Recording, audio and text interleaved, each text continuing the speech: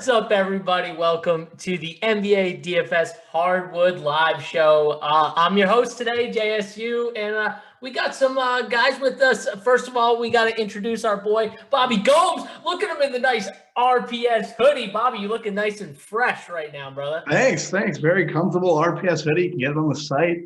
Trying to bring the good mojo on the weekend. Mangone's been, I don't know, he's kind of a Debbie Downer before we hopped on. Travis, how you doing?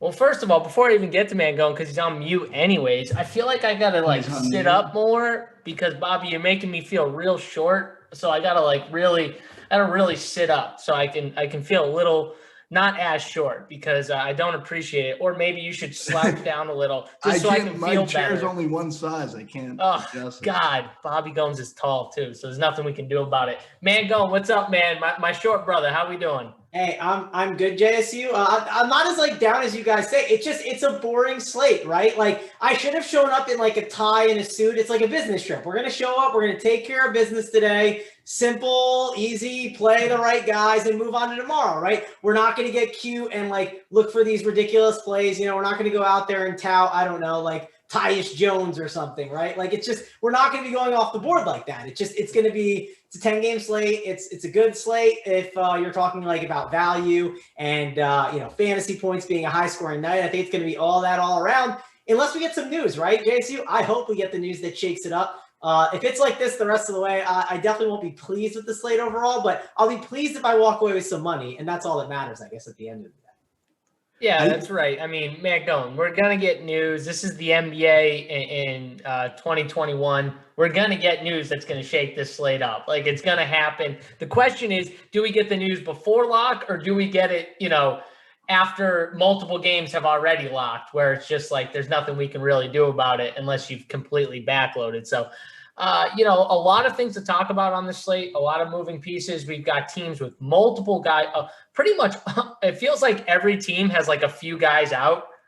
Literally every game, it seems. Yeah, every single game. We got 10 games, I'm pretty sure, on this slate, and it feels like every single team has got guys out. We'll go through everything. We'll go game by game. We'll break everything down. Before we do it, guys, if you don't mind, hit that thumbs up, hit the like button. This is free content we're pushing out to you. So if you could just do us a favor, hitting that thumbs up, that like button, and maybe subscribing to the YouTube channel. If you haven't, that'll get you notified whenever we go live with these free shows, which we do pretty much every day. So make sure you do that. But yeah, I mean, let's kind of dive in, Mangone. Hopefully, as we dig through this slate, we can, maybe build you up a little more that it's not as bad as you necessarily think it is, but we'll see. I don't know. I'm not promising anything, Mangone, so don't hold me to it, but I mean, we'll see. Maybe try our this best. Conversation goes, it'll become a better slate. Maybe news will come. Again, just my first look on everything, I just didn't love it. I wasn't a huge fan of the slate. I don't know. Sometimes I like the weekend slates more, JSU, because I guess I feel like at times some of the projections are all over the place, right? We get a lot more different things because some sites content kind of goes on the side, right? They don't prioritize it as much, I would say. So I like the weekend. Sometimes you can get a little creative and some things are missed in projections and stuff. So, but we'll definitely talk about it, JSU, and I'm excited to see if you got any good tournament things for me. Maybe you'll change my mind. I'll try my best. Ronnie in the chat. Project strength, JSU. I mean, that's what I try and do, Ronnie. Maybe I'm not successful all the time, but that's the goal, anyways, is to project strength here. I can't do it with my height because we all know I'm short anyway. JSU so it's might be shorter than me, but I don't think I'd win in the of scrap, right? I feel like I don't know, Bobby. You're a big dude. I've seen you. You're a big guy. I don't know how well you scrap or anything like that, but you're definitely a big guy. You're not someone I would actively just try and pick on. That's for sure. You're not small. You know what I mean? Mangone's a little skinnier. I wouldn't mind picking a fight with Mangone, but again, us short guys, we're scrappy, so I know that being a short guy. So JC, if you're gonna take me out, you're gonna have to knock me out, right? But if you probably know the MMA holds the maybe. That's what I'm saying. He definitely knows. Serious note, my best friend is a black belt in Taekwondo. So I've had all the crazy crap done to me. Made my arm go dead for 10 seconds where I just can't feel anything. Yeah, so I do know some of those tricks. He's shown them to me. So, well, we'll see. But Mangone, I don't think I'd have to knock you out. But I would have to. I would have to work. I will say that, even though you're skinny and you're not that tall, but I'd still have to work. But guys, I mean, let's dive into this slate. Unless you want to talk about like the NFL draft that's going on. Which, by the way, does anyone watch the full draft, or am I does anyone actually sit and watch the full 7 hours of coverage today? Anyone? My dad did, but I don't even think he knows anything that's going on. Like, I'm just like, he just watches it to watch it, but he has no like. I seen him on the couch. I was like, what? Yeah, that's like my friend's dad. He's on the couch. He's like looking at bills, right? It's on, but he's like, and then occasionally he sees someone that he might know, and he yells at the TV or says something. I have it on in the background, and if I hear something, right, like I might tune in to check it out, but I don't watch it fully. I was just wondering if people actually watch the 7.5 hours of coverage through the Saturday for NFL, because that is a long time to be sitting watching guys that I would assume 99% of people don't know many of. So maybe some do, but I was just wondering. I watched the first 2 days. I will probably skip the third day, but you never know. Maybe I'll put it on the background. All right, let's dive in.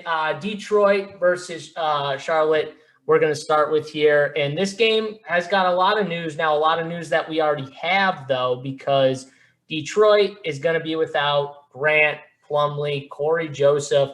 Diallo is doubtful. I don't know if that's changed since we've gone on, but he's doubtful still. Wayne Ellington's out. Magruder's out. Okafor's out. Smith Jr. is out. So many guys out for the Detroit side. And then we've got the Charlotte side. And the Charlotte side, Gordon Hayward's still out, but it's looking like we could see LaMelo Ball and Malik Monk possibly play tonight. So that just adds a few more bodies.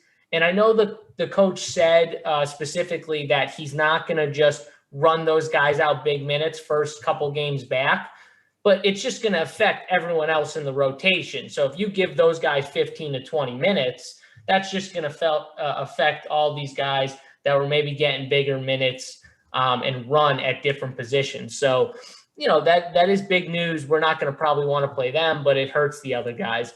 So I'll start with you, Mangone. What do you think of the Detroit side first? Because I think that's the more interesting side of this game.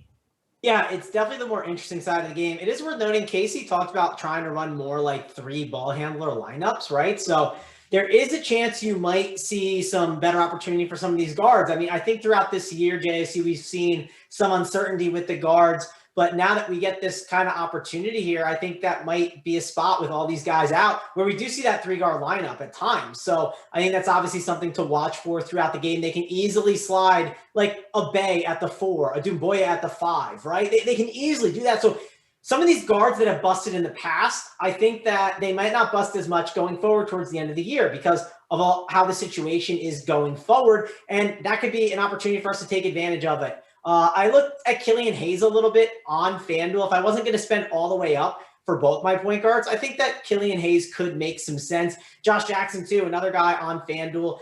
Got to play 2 shooting guards, right? Like every single day that you play FanDuel, 2 shooting guards are on the winning lineup. You just have to play them. So Josh Jackson at 5.5K, I think is in play. You can make a case for him. And then I'm not sleeping on Isaiah Stewart on DK or on FanDuel. I know 6.5 is a little bit of a steep price tag. That is going to give you, I think, a little bit of a different build because I think a lot of people are going to do the stars and scrubs today. So is 6.5 going to pay off what Stewart can do? Yes, Stewart can get 40, but will 40 be enough? I think 40 could be enough for Stewart if you have enough guys in the mid-tier that do have big games and that construction can work compared to the stars and scrubs build. That's going to be the key to it. I'm not penciling him in or putting it in pen for 40 fantasy points, but he has been just crushing in this role almost every time, and now he gets Charlotte. So I like Stewart. I like him on FanDuel for certain. DraftKings, it's just a little bit tougher. And if we can find some mid-tier guys in JSU, this is something I know that you're pretty good at, making that opposite build. Maybe you can convince me on someone like Stewart to jam into my lineup. Yeah, I mean, and so just so people know too, we did get the starting lineup for the Charlotte Hornets just a few minutes ago, and LaMelo is in the starting lineup. He's gonna start with Rozier, Cody Martin, Miles Bridges, PJ Washington. Devontae Graham is going to go to the bench for LaMelo. So that is their starting lineup. Draymond's still questionable. Those are just things I saw pop up. Kelly Oubre got ruled out Malik Monk is available officially to play. So that's the news. So about Isaiah Stewart and the type of build Mangone, I do think he's a really solid play here. I think he's my favorite play on the Detroit side. But I do think there are other guys too that you talked about. Sadiq Bey. I think Josh Jackson is someone they could kind of slide over to if they needed to. They really have no choice. They've got Dumboya, they've got Cook, but they don't have like another true 5. So they're going to have to play at times. Isaiah Stewart's not playing, 45 minutes, 48 minutes. They're not doing that. So they're going to have to play small at times. And I think that's where you're going to see those 3 guard lineups. Maybe that gives Frank Jackson a little boost from a minutes perspective as well. But I think for sure, if Diallo is out, I think Diallo is the key to Josh Jackson's minutes, because I think that was one of the reasons why he saw less minutes last game was Diallo saw 28 to his 21. So I think that's a key too, which it's looking like Diallo's going to be out. So Josh Jackson to me is for sure in play. He has, in my opinion, big upside. Now he can give you a lower floor, but with that price tag, I still think he has the upside to give you 40 plus in a game. So Josh Jackson, Isaiah Stewart are the guys. And if you start a build with those two, like you said, it's going to be different because a lot of guys are going to want to jam in these studs, and it's going to lead you to a different path from a build perspective. So when looking at it from a tournament side, I like that idea of doing that. But let's bring in Bobby Gomes. Gomes, what do you think of the Detroit side? Is it like there's one guy like a Stewart or anyone else that you see as the best play and there's not much else? Or do you see multiple guys being in play here? I think Saban's the best play. He definitely stands out. He's 3K. It seems like it's going to be a stars and scrubs type build for the night. I get what you're saying in terms of paying up for Stewart. He's going to see all those minutes. I think what's interesting is who's going to relieve him. You kind of hit on that. Maybe Sekou gets some run. They could go small. Mangone talked about them having a 3-guard, trying a 3-guard rotation. I just think Saban Lee's the best play. It doesn't. I wouldn't try to get cute with that play at 3K on the slate, even though maybe there is opportunity with late breaking news, but Saban seems like a really good play. Isaiah, I don't know if I'd be even though Isaiah Stewart, he's been great, he's up at 6K. I just feel like I'd rather pay down at center, but I feel like that's the common build. So if you did want to differentiate the build and pay up for Stewart, you're obviously doing something different in that regard. So I don't hate it. I just think paying down at center is the best route. Do you think Saban Lee and Killian Hayes have a shot to play together in those type of 3-guard spots? I don't know. I feel like they're tied together still. I think those are the 2 guys tied together. Yeah, I don't mind Killian. I definitely prefer Saban, but I get it. They're short on guys. So if you wanted to go that route, I think you could play them. For me, there's other value outside. The 3 I would prioritize would be Lee, Josh Jackson, and then Stewart, and then Sekou or Killian. And I feel like do you have an order for your Pistons guys?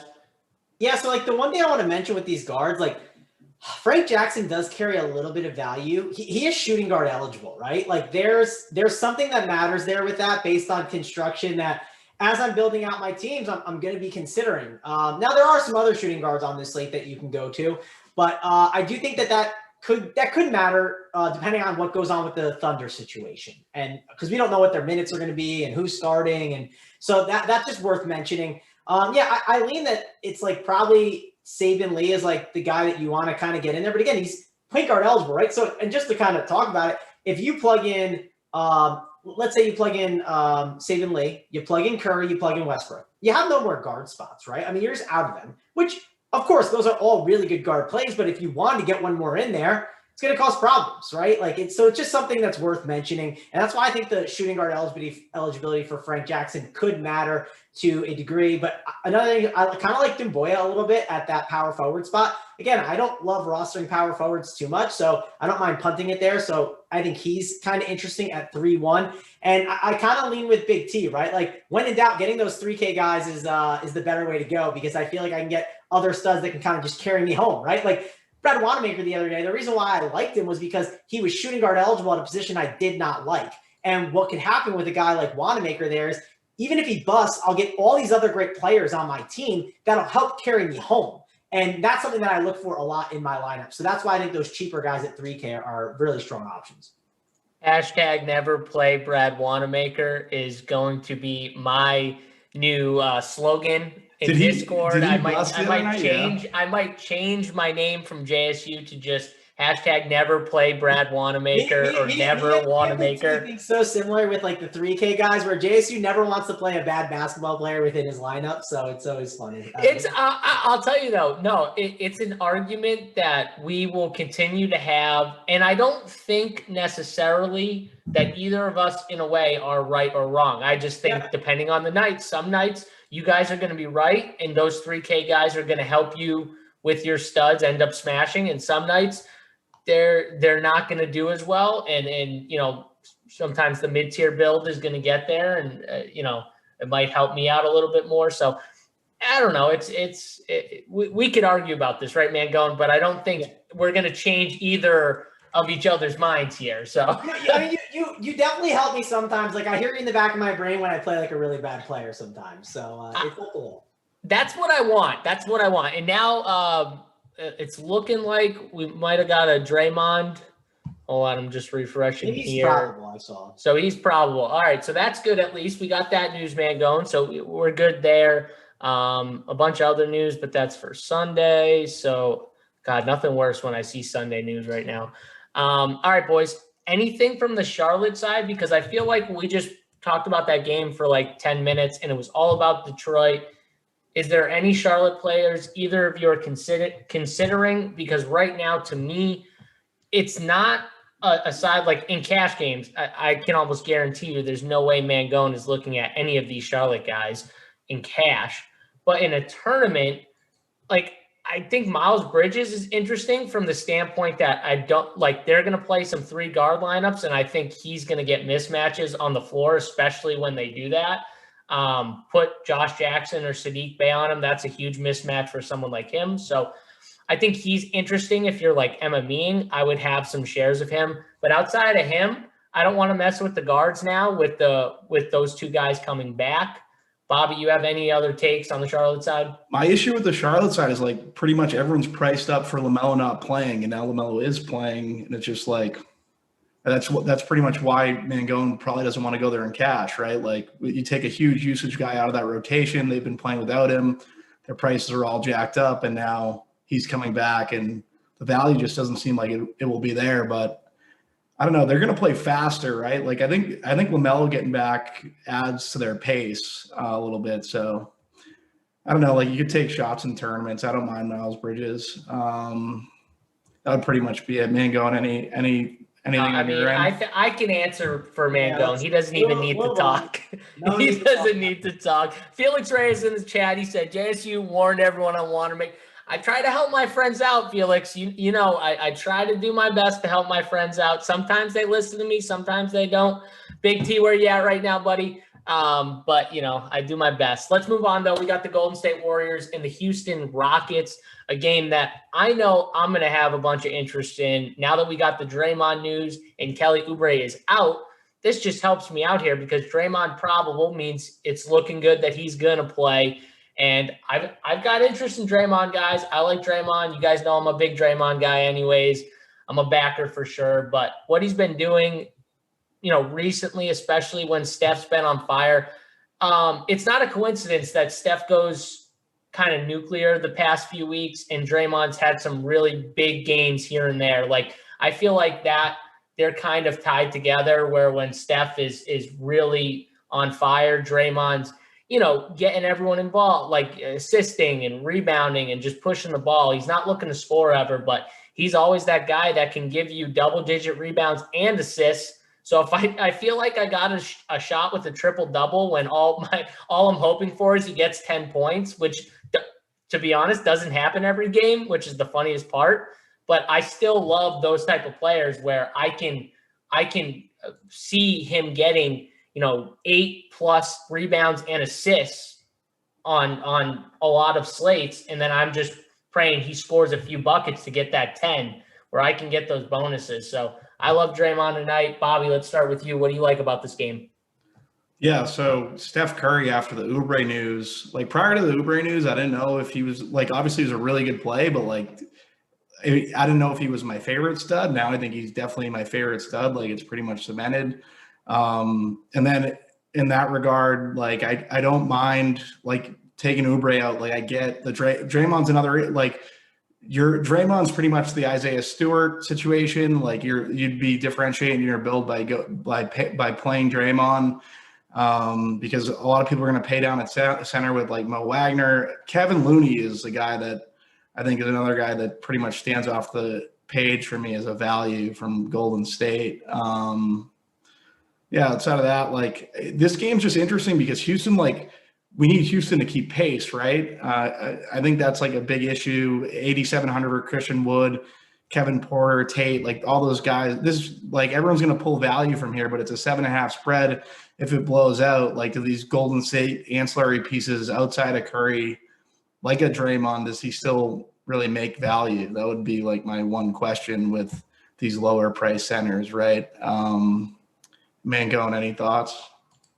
Yeah, I mean, this game's good. Obviously, you have to get exposure to like Curry, Draymond. I always feel like they correlate pretty well in tournaments. So if you do decide to do like a Draymond in a mid-tier build, like I would probably want to have Curry as a stud. That's just how I feel whenever I build them out. It could be wrong, but I think it's right. I feel like they correlate very well, especially with no Oubre. I think it's going to be really nice. There are some values that you can go to as well. Like Kent Bazemore has been a lot better as of late. And I know Kent Bazemore is not typically like the greatest chalk of the world. And he had that one game where he bust completely, maybe like a couple weeks ago or so. I can't remember, but it was an ugly one. He got in foul trouble.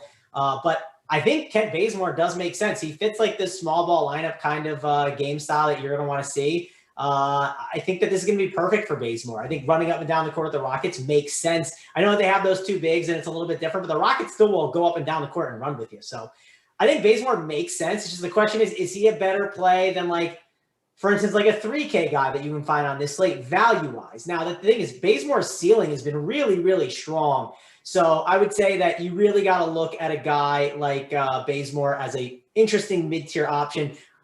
If you want to get really different, like a Juan Toscano Anderson could be someone that could be intriguing. I just don't know if it's the best move to go with on this slate. It's really, I think Curry is like one of the better studs now. And then I'm looking at maybe mixing Draymond Green or a Bazemore and then really no one else. So I feel like with Curry, I feel like if you're playing him outside of the other studs on this slate that we'll obviously get to, I feel like you want to stack this game up and you kind of want to keep this game close. Like you want pieces from both sides because Curry gets there in his volume, right? How many shots he's taking. You want full run from Curry. Yeah, could he get you 55 in a blowout? Yeah, he could. But, like, you want that monster Curry game, which is what you're paying 10-6 for, right? Like, you're paying for 10-6. You're playing him over Russell, Luka. You want the monster Curry game, the game where he hits 8 to 12 threes, which you say that, and it's like, well, I mean, that's like what he's been doing recently. I mean, how many double-digit 3-point games has he had in the last 10 games? I'm looking at least 4 where he's made 10 or more threes out of his last 10. 4. So, like, you want those type of games from him, and those are the games where he's scoring 60-plus when you're paying 10-6. So, if I'm playing Curry, I'm definitely stacking him up. But I like the Houston guys, too. I know this probably isn't going to be popular, and, God, paying this price tag for Kelly Olynyk seems disgusting, but he's been worth the price tag. Like he has been 47, 49, 49, and 53. He's been playing so well. I don't know. What do you guys think of Kelly Olynyk? Because I love the matchup, honestly. I like taking bigs against Golden State. What do you guys think of the Houston side? Because kind of talked about the Golden State side. Mangone, what do you think of Houston? Nope. I got you. Yeah, I got it. I was on mute. I'm sitting here trying to move some stuff around with some projection stuff I'm looking at. So Kelly Olynyk is the guy who's been frustrating lately. And JSU, like you bring up a good point. Like he has been crushing, and he's one of those guys. Like what is the price going to get to, right? Like, and it's like, it just feels like it's going to keep going up and up and up. If you are game stacking, I think including Kelly Olynyk is a good idea. I honestly think it's kind of better than Christian Wood too, because I hate Christian Wood's downside. It has been quite frustrating. You know what pisses me off about Christian Wood on DK? He's back to center eligible, Mangone. What the hell? Like, where's the power forward? I don't understand. He should have the power forward eligibility. It makes no sense. I don't get it. I don't get why DK just took away the power forward eligibility.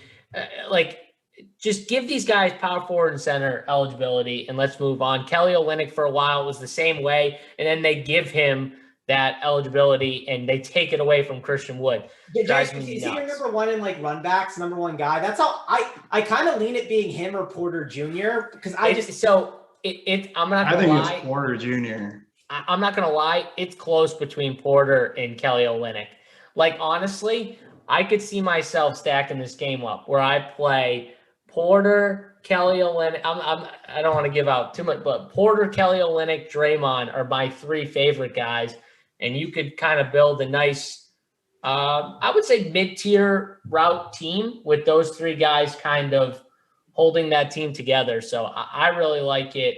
But again, I know like ownership-wise, it's got to be low on Kelly Olynyk. Just looking at that price tag and the way builds are going to be, I feel like it's a stars and scrub build, which is going to leave guys like Kelly Olynyk off a lot of the rosters. But again, if you look at what he's been doing, he is worth this price tag. So that's how I'm looking at it here. But yeah, outside of that, I mean, for Houston, DJ Wilson got more minutes last game than Kenyon Martin. He got 25. Does that mean that he is kind of, gotten over him in the pecking order when it comes to the rotation? I'm not sure. That might be a real fluid situation where, this game, DJ Wilson got more run. Next game or today, Kenyon Martin gets more run. But he's 3,300. So I think you could take a shot with a guy like DJ Wilson if you're playing multiple lineups. He's not like a one lineup guy, though, but he is cheap. The only problem with him is he's center eligible, and there's a lot of decent centers on this slate. So yeah, that's what I got. That's pretty much similar to like last week. DJ Wilson, Jokic was chalk. It was me and AP on the show, and it was tough to get him into the build, but he ended up being at that price tag just with how he is fantasy point per minute. He got the minutes he started. I could see DJ Wilson at 33. I like prior to hopping on the show when we were talking about it. I like the DJ Wilson call.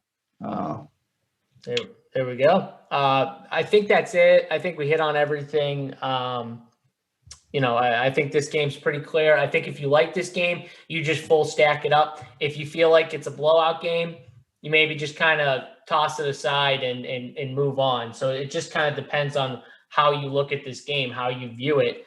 I will say, I know Giannis went down last game, but if you viewed that game as a blowout, you probably didn't win a ton of money if you didn't have those Houston guys last time out. So lucky or not, it got there. I think you got to view this game the same way. You either stack it up or you kind of, for the most part, fade it. That's how I'm going to look at it. Let's move on, though. We got Chicago and Atlanta. Chicago's got a few guys on the injury report popping up questionable. Nikola Vucevic is questionable here. Lauri Markkanen is questionable. Felicio is out. Anyone else here? Troy Brown Jr. is out. Zach LaVine continues to be out on the Chicago side. From the Atlanta side, also got a few people questionable with Bogdanovich is questionable. Herder, Cam Reddish has been out. Hunter's been out. I think that's it. So, Mangone, start with you. What do you think of this game? Yeah, I mean, it's definitely a game that I'm considering, right? It's just how do I handle the Thunder is the question, right? Like the Thunder are a team that I want to get some exposure to, right? I want to play these guys. They're good options, but the problem I have, JSU, is like, how do we sort out all these minutes on these guys? So we talking about the Chicago or the Atlanta side? Oh, I thought you were on the Thunder game. My bad. I'm Chicago, Atlanta. Oh, I went out of order. My bad. I'm looking at at a different chart in front of me. I follow the DK order. Okay, I'm on a different one than you are, so that's why. Yeah, there you go. Oh yeah, yours is no. We're totally different, not aligned. I just read through like every guy that was questionable from that game. I wasn't paying attention. I was just doing okay. I'll say this. It's a good reason I wasn't, Jason. You know why? This game's terrible. Like, I don't want to touch this game, right? Like, and it's so funny because when you were talking about everything, I was thinking about this other game and I was looking at all these later games, right? All these games are terrible tonight. Besides, like, that Thunder game I want to talk about, like, all these games are really bad after 8. Like, I don't want to go to a lot of these later games. Like, I was even looking at the clock. I was like, man, we've talked about these, like, first 2 games a ton. And the big key with this on this slate, just is we need to be ahead, right? Like, we need to be, like Big T says, like, just get on board and let everyone else figure it out. I don't want to play a lot of these later games. Like, I really, really do not want to. I want to look at some of these games that are at 7 and 8 o'clock, and then I want to fade a ton of this other stuff. And I think that's the best way to go. Like, Atlanta, they're healthier now. We know their price tags off of them. Chicago, you can make a case for Vucevic. You know the usage you can see, but it's just not worth it. I mean, Theis, I know, has had 50-point games out of nowhere at 4.4K. If you want to get a little bit of exposure to him, go ahead. Like, sure, you're 150. I'm not going to tell you it's a bad idea, but I don't want to take that game. It's just no thanks. Maybe Bobby's got something better than me. If Mangone, if Vucevic was ruled out and Markkanen was ruled out, would you have interest in the Bulls side? You have to have interest. Yeah, I mean, you'd have to have more interest in that front court. So. Okay, well, I just wanted you to answer that question because you pretty much just tossed it aside, and I'm fine with that. I toss games aside all the time.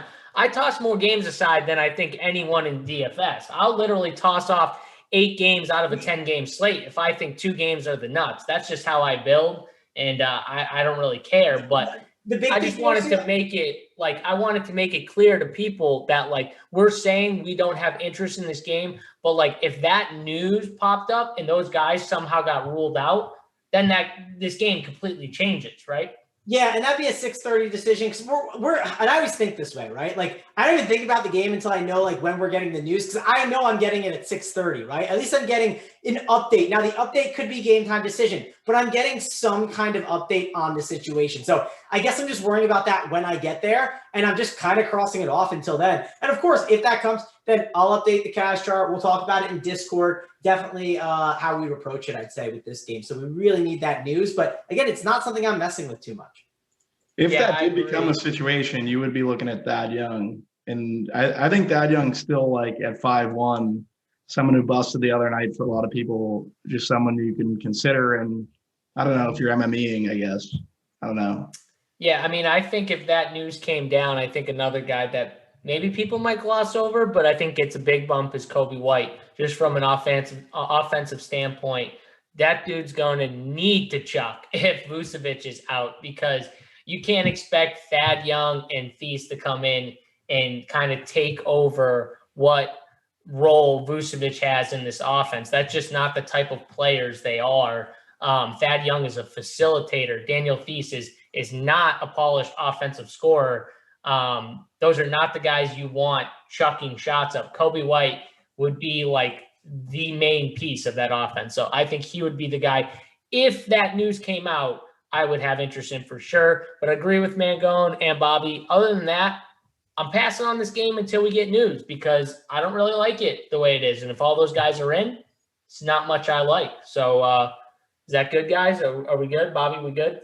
Yeah, I think we covered pretty much everything. All right, perfect. Let's go to another game where Miami Heat, Cleveland Cavs. Cavs are without Darius Garland today. Matthew Dellavedova is still out.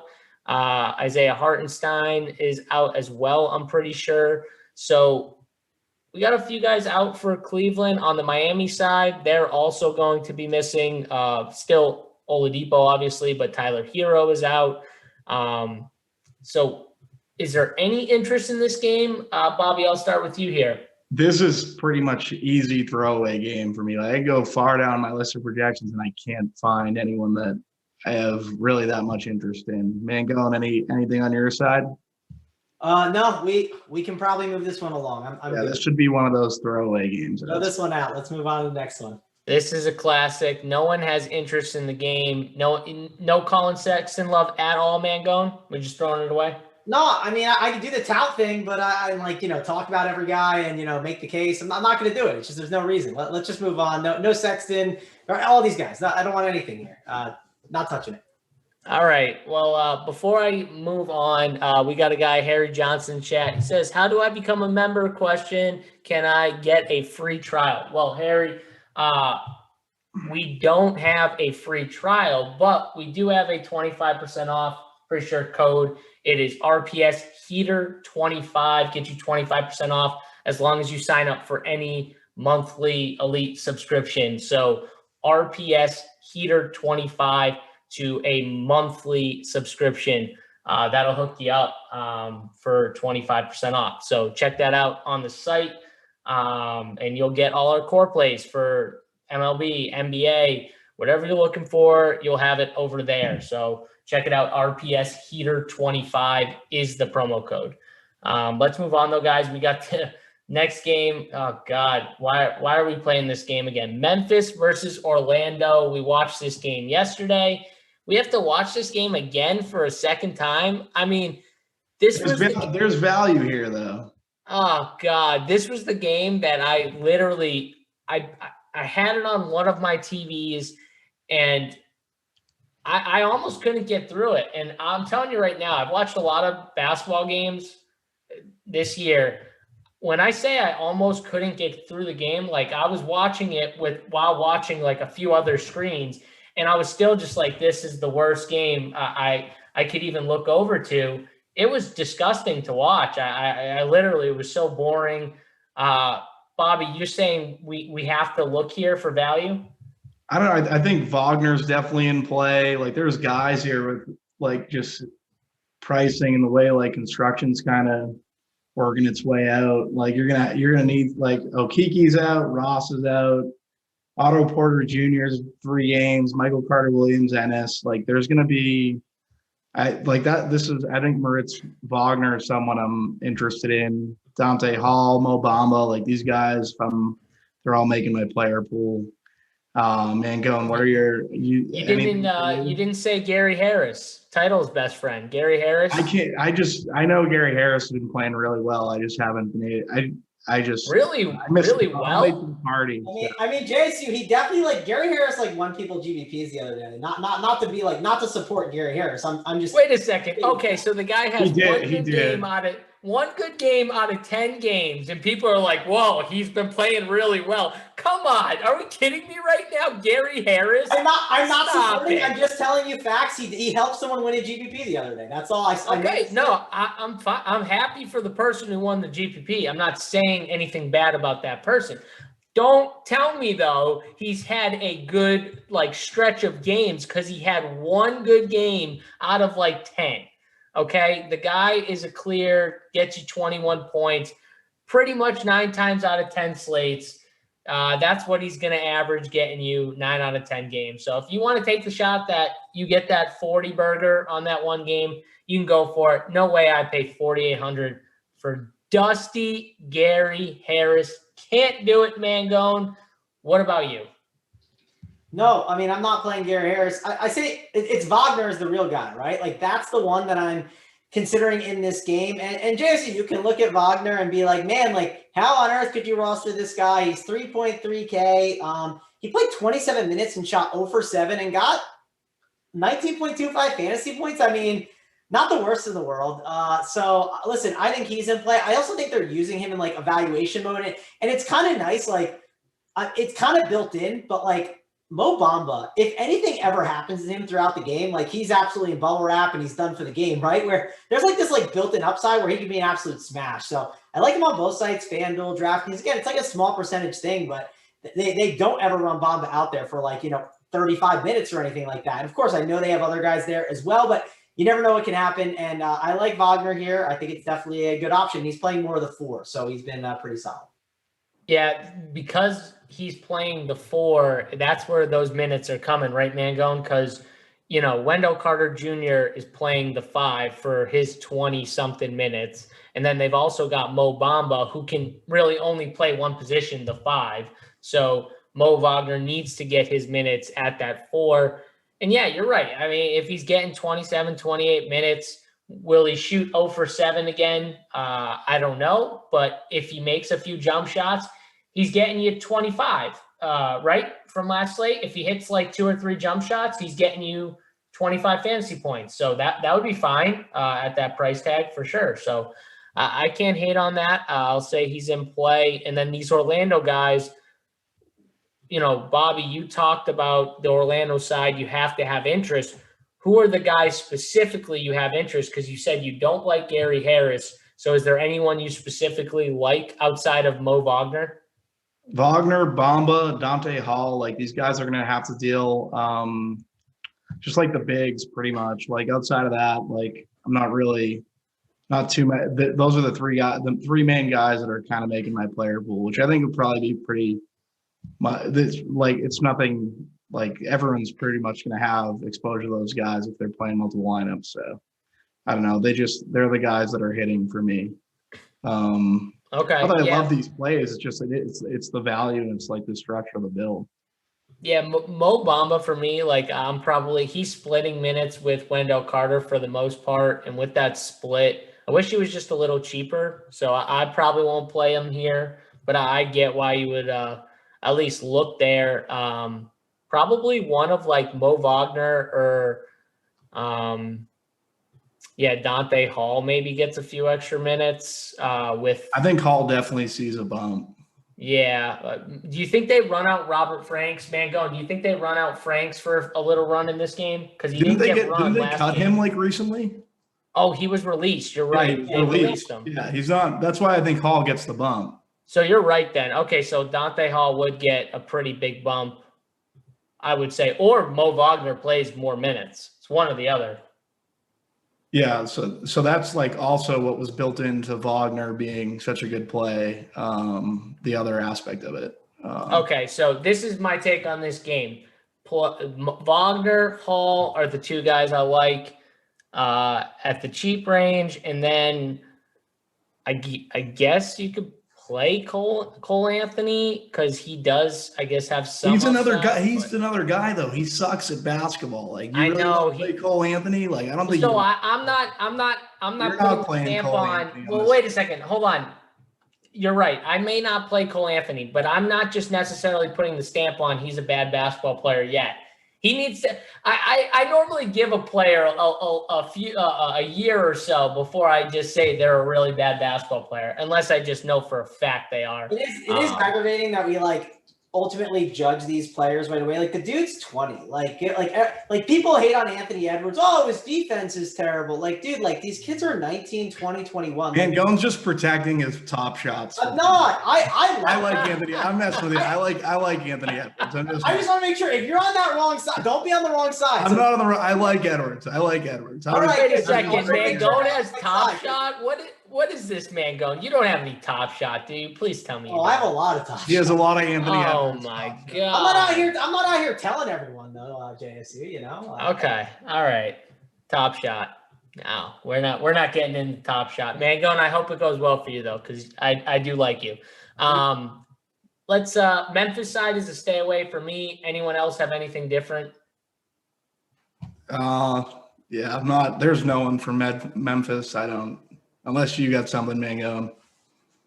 D'Anthony Melton prior to all this news, no, there's no need to. Yeah, there's no. Yeah, there's no real need to. Nope.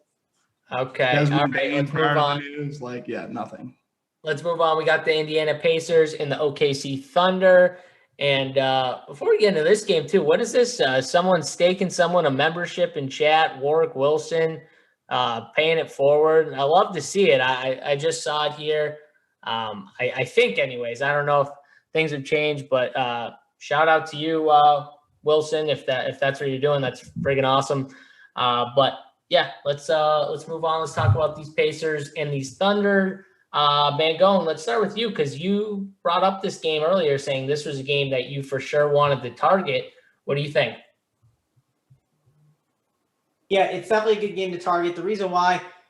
Oh, we just saw Draymond Green. I thought that was he remains probable again. Oh man, sorry, JSU. I just got nervous. We needed that notification. Thank you, Fantasy Labs. Yeah. Oh gosh, definitely just frustrated. That's just like he's out for Sunday. Yeah. Oh man. Okay, so anyways, let's talk about this game because again, it's a good one. So the Pacers, I've been targeting them all year, right? Or not all year. I'd say probably the last month or so because they've just been struggling without Miles Turner has been big.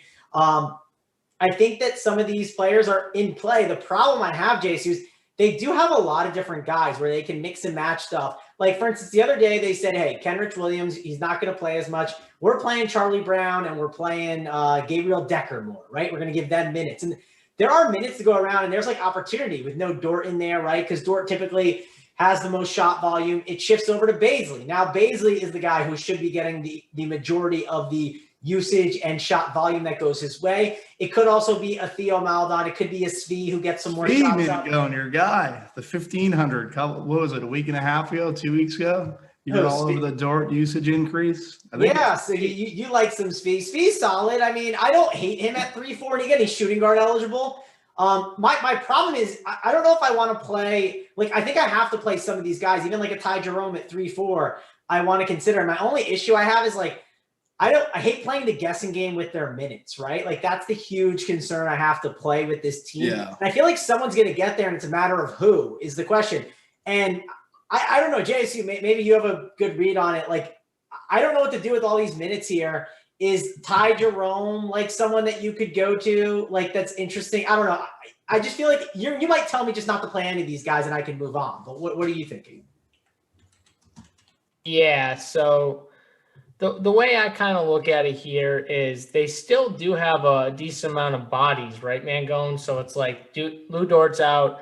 I want to see a starting lineup. Like, does Fee start? Does Kenrich start? Yes, that's the key. How do they do that? Because we've seen this happen, right? Where one of these two start, and that one is the one who plays more minutes. So I kind of want to see who starts, but it does kind of hurt that they have like Charlie Brown, who just started, getting some minutes here, and who knows, maybe they give him some run. The center position has tilted me for the last like month for OKC because they signed Moses Brown to a decent contract, and they've been playing him hit or miss for the last like couple weeks now. He got a ton of run last game, but I'm pretty sure Tony Bradley was out that game, and Tony Bradley looks like he's available for this game. So I think they go back to splitting center minutes. So yeah, I think for me, Mangone, I honestly don't love this side of the game. If Kenrich starts, I might have a little interest in him because I do think he's a solid basketball player. But outside of that, maybe some Isaiah Roby for cheap, maybe, who I think could see a few more minutes with no Pokashevsky.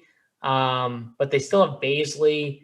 So, yeah, I mean, this game to me, I might end up staying away. Mangone, maybe Baisley's a decent target though that I'm overlooking if you're doing like the mid-tier route. Yeah, that's what I was thinking. I don't know, Bobby, like, are you mixing in like at least one Thunder guy on like some of your builds? Maybe not at least one, right? That's probably wrong. But I do Roby at 4,500. Like, I think Roby's a really good play. Baisley's kind of priced up, but I don't know. You can't play everyone, but power forward I think is kind of one of the weaker positions. Svi, I said Svi, and talk about playing guys that are bad at basketball. Svi is very, very bad at basketball, but he's going to see a usage increase, and he's cheap. He has shooting guard eligibility. He's 3-4. Like, he only has shooting guard eligibility, though. So, I don't know. I don't love Svi, but I don't know. I don't like these Thunder guys. I wish they did play Moses Brown more minutes. They don't. Yeah, I think it would be Roby, and then that would probably be it. Maybe some Svi. I don't know. I want to play Baisley, but he's 6,400, so it's just like, I don't know. JSU, I know you like Baisley. Yeah, so I remember this game happened like pretty recently, I want to say, where Moses Brown played 16 minutes, and I was so tilted because I had him at 1% owned. No one played him, and he scored 32 fantasy points in that 16 minutes. And there was no Miles Turner for that game. So I do remember this because it was in one of those big DK contests. And if he gets, like 25 minutes and they're without Sabonis, who's questionable right now, and Miles Turner is still out, if they're without those guys and Goga didn't play for that game, if Goga's out too, they're just going to be this is going to be a huge mismatch for Moses Brown. And I remember because I paid $6K for him that night, and he only got 16 minutes of run. But scored 32 fantasy points. He's 4,900 now. So I don't hate taking a shot with him, but I do just want to caution people that the risk is real because Tony Bradley is back. And when he's back, they have been just trying to split those center minutes down. And at some times, like that Indiana game last time they played Roby and Jalen Horde, I think was his name. He got some run there, and Baisley, where they went kind of smaller. So if they did that, that would affect his run. But I don't hate the play if you're playing multiple lineups, taking a shot if those bigs are out. Because if those bigs are out, they have no answer for Moses Brown. Mangone, nothing. You don't like Moses Brown? I was reading the chat. There's some fun going on in there. So, I mean, Moses Brown. So here's my problem with some of these guys, right? Moses Brown, like if you look at his price, right, 4.9, there is a ceiling there. There's opportunity. I just don't know what this coach is going to do, JSU. This is why, though, he's going to come in low owned because no one knows what's going to happen. Yeah. See, I love plays like this because you can get burnt. If he gets 16 minutes like that last game, I think I was talking to you on the phone, Mangone. I remember this specifically because I was telling you about how he was crushing in his short amount of time on the floor and then never came back in.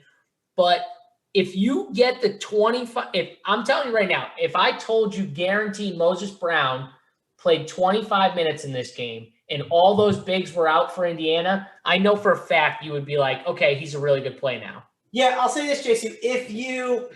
If you tell me, I think it's going to matter on how you build out your lineup, right? Like, I wouldn't play Moses Brown. Like, I'm trying to think of like another risky option, but like with like other risky options, right? Like, I would make sure my team just wasn't filled with like a parlay of these dudes that might not get minutes, right? Like, that would be one thing I definitely do if you take that shot, because you don't want to take a shot on a Moses Brown and then take a shot on a Daniel Tice if Vucevic is out and then it doesn't fall your way and then you're stuck with him. Just that, I would be intentional about how you build out your lineup. I'm not going to say it's a bad play by any means, but you have to think about it because if he doesn't get those minutes, you could be in trouble.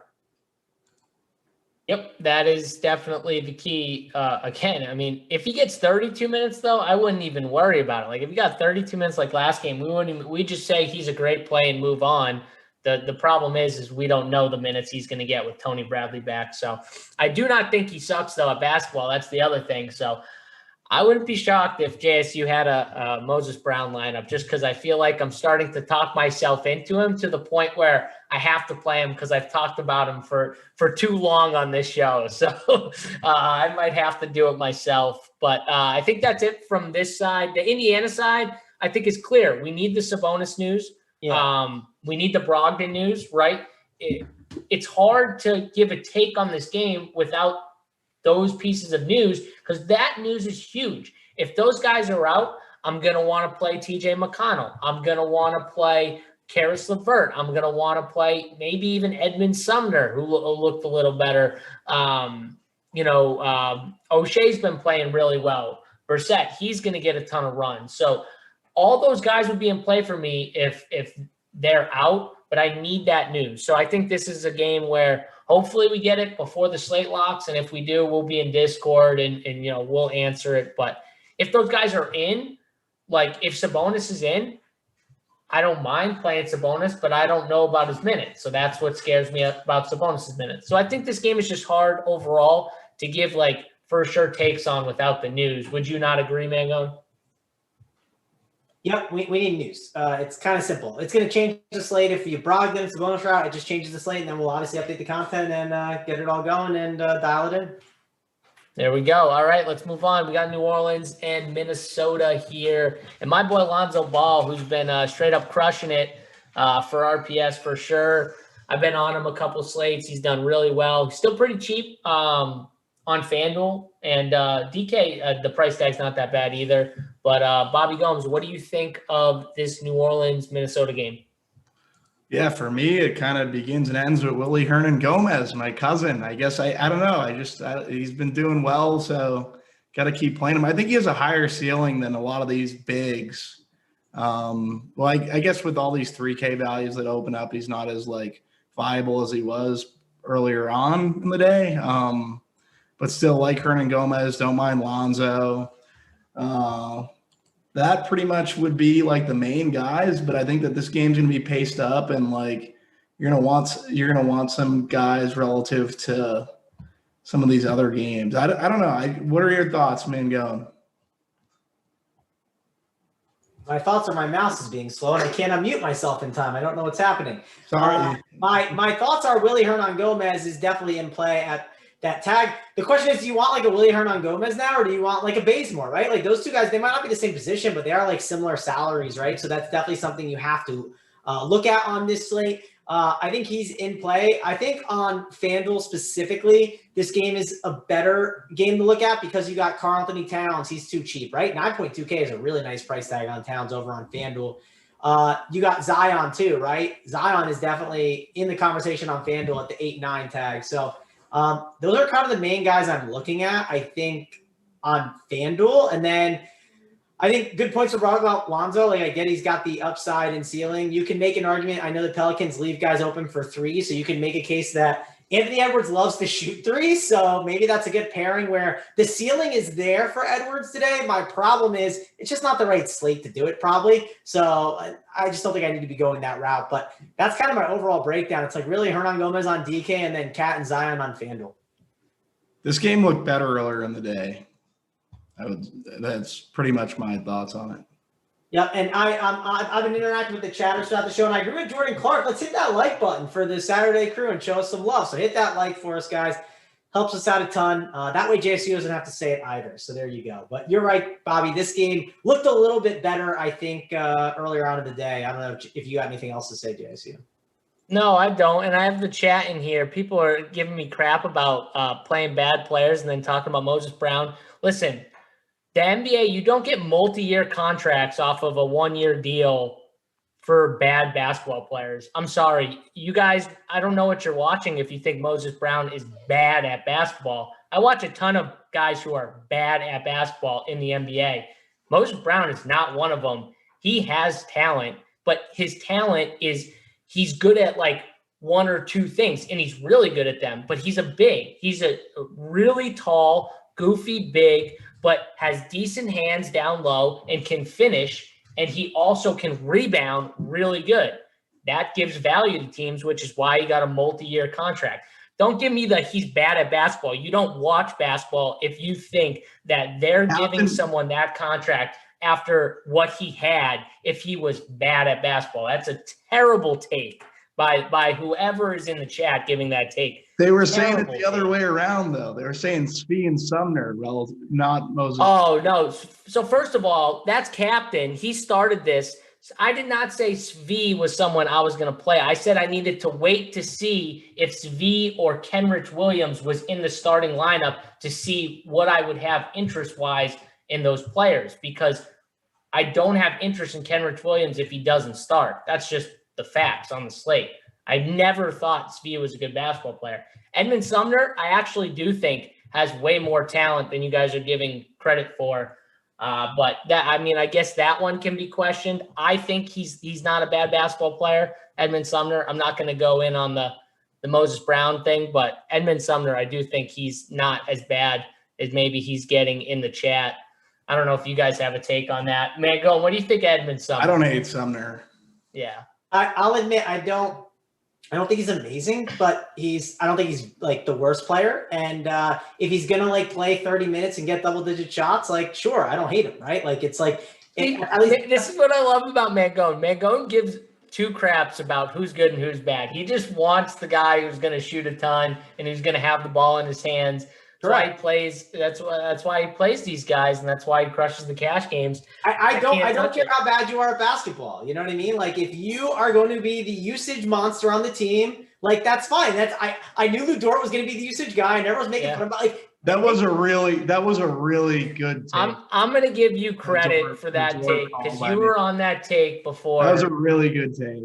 I would say before many people in the industry, and not that I listen to really anyone. But you were on it. I just want where the usage is funneled. That's it. Like I want those guys, and that's all I want to play, right? Like, and when I saw Sumner was getting like he's getting the minutes, he's getting the shots up, and the coach is like talking up playing him. It didn't make a ton of sense, but they were doing that. And it's gone down a little bit lately. And it's tough. It's going to always yo-yo back and forth between who's in and who's out. But I always just want to follow wherever the ball's going to be, JC. That's what you got to do in DFS. I feel you. No, I'm going to stand by it, though. I think Sumner is crazy athletic. I think he's got some potential, but still super raw. You can say he's a bust in the chat. I'm not going to go back and forth on that with you. Glaring Lizard, I'm going to preach. That's what I do. I'm going to preach. I do it at least once a show, or I got to at least. So, I'm going to do it. I think that was it from this game. Let's move on. Washington, Dallas here. Mangone, I'm going to start with you because I'm assuming these studs are the studs that you're looking, at least one of them anyways, to get in your lineup. Yeah, you're talking about, I believe, the Dallas game, correct? Luka. Yes, the game with Luka and Westbrook. That's you all I told want. everyone in chat not to give away. If you're not in Discord, you should get in Discord. But if you aren't in Discord, I'm pretty sure Mangone told everyone that Westbrook is a lock. Never fade him. Yeah, never fade him. I think you can kind of. I'd go against that tonight. Well, so I'm not planning on fading Westbrook. It's definitely it's one of the easier slates to talk yourself into the fade. I will say that. Yeah, right? there's more options definitely. Because there's more options at the guard position, but we'll see how the slate shakes out, right? Because it could change out of nowhere, right? This Pacers news could be really big and switch some stuff around. I'm doing my best to not fade Westbrook. I think he's a great option. I think he's going to be someone I prioritize. Luka, on the other hand, I don't know exactly what I want to do with him. It's like if I had to rank Westbrook, Luka, and Curry, right now I kind of lean it being Westbrook and Curry and then Luka. But the problem is Luka is forward eligible, right? Compared to taking up two guards. And guard, there's a lot of really good guard value. So that's going to be a huge debate. And obviously Oubre being out, that's really big for Curry as well. So that could help push the possible Westbrook fade, but I am leaning on just jamming him. I'll tell you this. I'm going to look at lineups with Westbrook, locked all my teams, and then ones without him locked. So I can see both. I'm not just going to run optimal lineups and projections and then look at different teams and different situations. I'm going to make sure I look at Westbrook in there because of who he is and what he can do. It's a 232 total. He's the man. I don't want to ignore it. And it's sometimes nice just to lock in the free 60 plus fantasy points. And again, sometimes he gets you the 50, but it doesn't always kill you completely. So I like Westbrook a lot. I like Luka. I don't love mixing in some of these other guys. I don't want to touch Wizards. And then Mavericks, Maxey and Powell, those are guys maybe you could mix and match throughout, but I just don't know if I want to touch those guys. I think there's other values I can go to. Yeah, I agree with that last statement for sure. What about Tim Hardaway Jr. if he starts? Because we've seen when he doesn't start and we've seen when he does start. If he starts, does it, Bobby, you got interest in Tim Hardaway Jr.?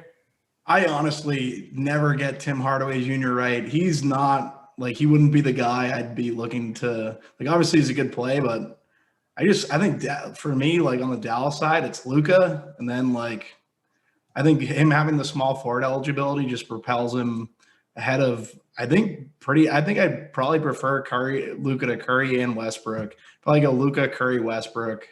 I don't know. I feel like we're leaving on Westbrook a lot. It makes a ton of sense, but I don't know. Just that with the position eligibility, Luka just becomes a really good play for me. And on these ancillary Dallas guys, they just don't get it done. When was the last time chalk Dallas guys actually got you to over they're just guys that I'm trying to get away from. Maybe Willie Cauley-Stein, he would be the only one that I'd kind of have some interest in. Maybe that's a bad take. I don't know. I mean, Tim Hardaway Jr. could obviously light it up and do well, but I don't think you need to do it. He's in play. It's not a bad matchup, but it's not someone I'm prioritizing and backloading for, right? But if I do happen to backload and I fall into him, sure, he's a solid play. Yeah, THT just. I think you'd go other places. Yeah, I think one other guy, maybe just FanDuel specifically, but Rui's 4K on FanDuel, and that's pretty cheap if his minutes are going to continue to go up. The problem has been he hasn't really been getting big minutes, but, his minutes are going up. So, it looks like 4K is a nice price tag for him over there. Let's move on because we're almost done with this slate here. Denver versus the LA Clippers. We got the Nuggets here. You know, Jokic and Michael Porter Jr. pretty much running the show right now. Mangone, we talked about all these guard studs. What about Jokic as a stud? Yeah, that's interesting because I like those other guys, and part of me is leaning on the Jokic fade. But I understand maybe wanting to go to him because of how positions can go and the value at the guard spot. It could make some sense to go to a Jokic. I think he's going to be lower owned. I like these other studs right now. Maybe he has like the nights going on. If I have like a stud spot later, right? Like, let's say I have a Westbrook and a Lucas spot, and let's say it's at the utility spot, and I need to make a pivot. I don't mind going to Jokic if I want to try and maybe play some catch up if I'm behind, right? So it's stuff I'll look at, but I'm not prioritizing Jokic. He's a good play. He's someone I wouldn't tell you not to play in your cash games, but he's not my number one spend option tonight. All right, that's fair. I wish we had the Kawhi news because Kawhi would be a big deal in this. If he was to be back with MPJ and Jokic and everything, and how I view this game. Bobby, what do you think of this game? What do you think of Jokic? Yeah, I think this is going to be. I kind of prefer Jokic to Westy, like just within this construction. You're paying up at center. Like I don't mind playing. You definitely play him in cash. You play him in tournaments. He's definitely going to be the lowest owned of the four like studs. So I don't mind getting the Jokic at all, and I think it's differentiated construction. It's the way you kind of. I don't hate playing him. He's a really good play. He has a triple double upside. Like I don't know, with all the guard value, I think Jokic is going to go overlooked, and with the center value, I mean, and then with all the guard value, he'd be the center you could get up to. I don't mind Jokic. Jokic's a really good play. Yeah, for sure. And we got our guy Felix Reyes in chat says Clippers clinch the playoffs with a win tonight. So I guess big game for them. All right. Yeah. I mean, if Kawhi plays, I think it's honestly. Am I wrong with being under on Westy? I feel like is that not the way I should be building? I mean, the answer is yes, always with that, but yeah, no, I know, I get it. You're asking Mangone, the guy who never fades Westbrook, but then got on here and said that he doesn't know if he's going to end with Westbrook on his team. I truly think I'm going to play him. But, I mean, again, this is where they got a sub, right? Go to the cash chart. Check it out there. We'll see if he stands as a locked play. So this is true. This is true. You got to get the cash chart. But we got to make sure the cash chart's updated. So let's get to the last game of the slate, Toronto Raptors and the Utah Jazz. The Utah Jazz have just continued to disappoint for fantasy, especially the key guys that we look to anyways for fantasy. But Toronto Raptors, Phoenix was a tough matchup. I didn't really like them as much against Phoenix that night. But we get Toronto here. Bobby, what do you think of these Utah guys? I'm not really on. I have interest in like Malachi Flynn from this game. And then like in terms of the Utah guys, like not too much. I haven't got like pretty much playing too many Utah guys. Even though Mitchell's been out, like I played Ingles, played Clarkson, done the whole thing, but I just haven't seen the upside relative to like wanting to get to them as much as I probably should in situations where there's a ton of guard value. Like not really interested in these Utah guys. Mangone, do you have any interest? No. There's one guy, I think, Malachi Flynn is like the one guy. You talked about him too. I don't hate the Khem Birch idea because he has been crushing, but it's probably wrong slate. It's probably better for a night slate or a showdown thing. I just think these Utah prices are too high up. If you want to build a mid-tier build, I get it. Maybe a Georges Niang at 3.7 I wouldn't hate.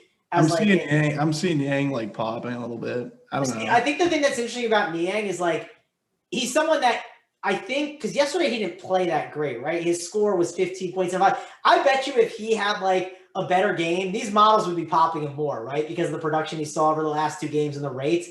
And I think that Niang is not a bad play because the Raptors, they struggle on the boards, right? I know Khem Birch has probably changed that a little bit. I'm sure it's helped them out a little better down low without there being Boucher there. But I do think Niang is a interesting forward option that, again, these models would all love if he had a good game yesterday because he's continuously crushed it, and it's like, how could he not crush again? I don't know. That's what I'm thinking. So it's really just Flynn, and maybe a Niang is like a differentiation forward option in tournaments. Flynn's a tough pass up at 4,300. You're gonna want some Malachi Flynn tonight. Yeah, he's definitely a really good option today.